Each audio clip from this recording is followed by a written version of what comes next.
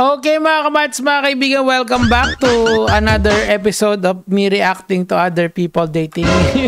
Ito, medyo para sa akin lang na-off ako dito kay Tokayo dahil basta siguro mas maganda panoorin na lang natin yung kanyang mga sagot. Okay, dito muna tayo sa actually, dito sa lineup na to, in my opinion, ang pinakamaganda ay itong nasa gitna. Si 21 years old student. Pakinggan natin. Hi, I'm Tiffany. I'm 21. I'm still a student. College student. And ba't ka nag-pop ng balloon? I know a lot of actors na red flag talaga.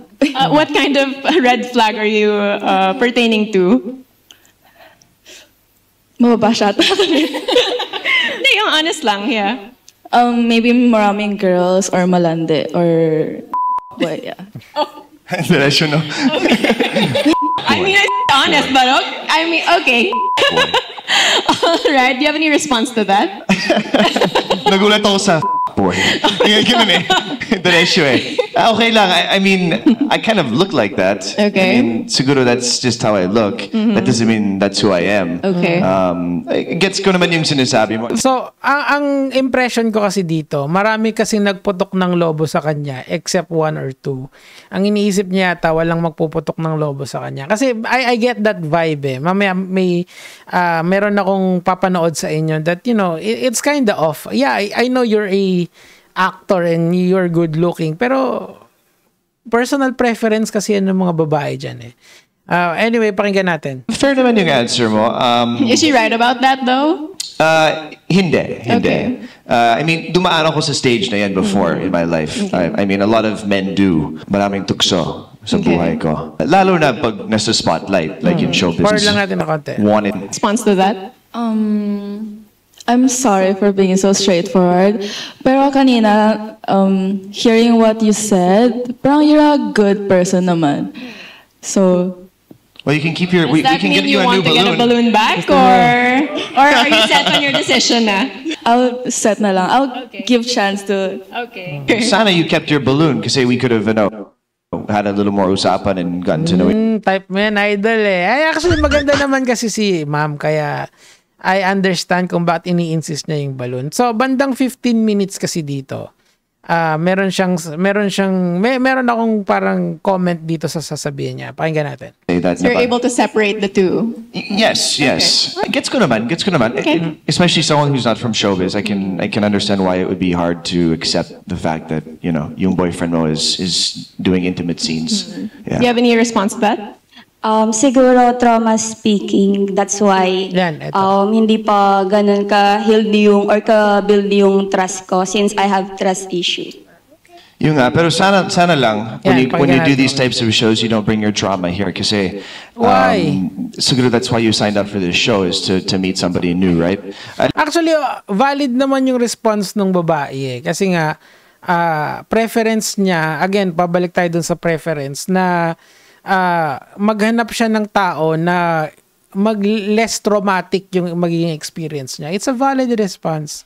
So, I'm just wondering bakit si Tokayo dito is parang condescending kay ate. That's my parang on how he answers that eh. Kasi kung ako yung nasa position niya, I understand, I won't invalidate the answer. Even if actually mas maganda nga open yung tao dun sa mga traumatic experience niya para makaiwas ka just in case na magkakaroon kayo ng date, okay? So, after a while mga lods, kasi actor kasi siya eh, and of course nagiging sikat na kasi tong pusuan or laruan nitong ni Miss Marian Honor. After a while, ang ginawa niya is pinahawak niya yung mga girls ng lobo. Teka lang, papakita ko sa inyo. Tapos pinutok niya isa-isa. Ayan. Papanood ko na lang sa inyo. Muna. Oh dear, it's a massacre in here. It's a massacre. I'm going here. You broke my heart. Oh no! Mamaya ka pa.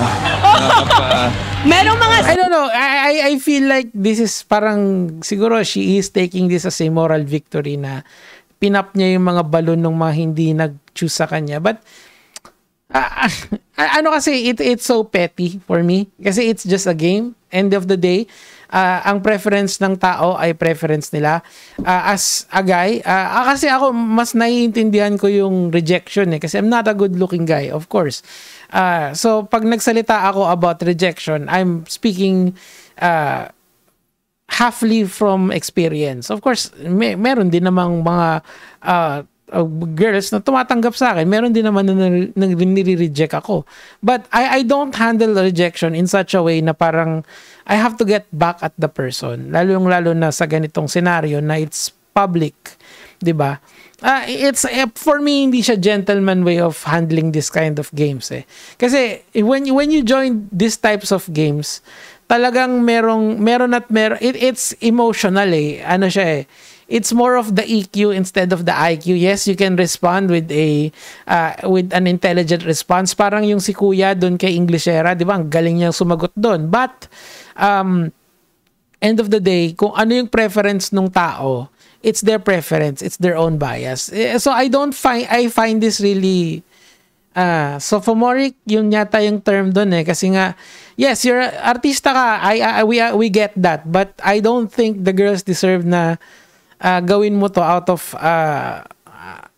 insecurity, I guess. Kasi siguro, kasi nga, if you're good looking, yung chances mo na ma-reject is mababa, di ba? You're good looking, artista ka, matangkad ka, and hindi, ano pa siya, hindi lang siya bastang normal na good looking, Italiano pa, di ba? So, alam mo yun, I don't feel like this is the right way to handle this kind of game. So, Nico, sumali ka naman dyan. I'm not gonna join that kasi unang-unan, hindi ako pang ganyan.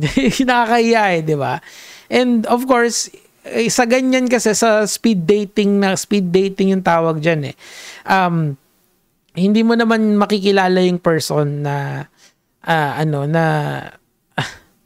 ng lubusan sa mga ganyang klaseng parang it will always boil down to physical attraction at the onset, and if you find the person appealing sa'yo, siguro I would say na 60 to 50% of the time na ipupik mo yung tao is you like her physically.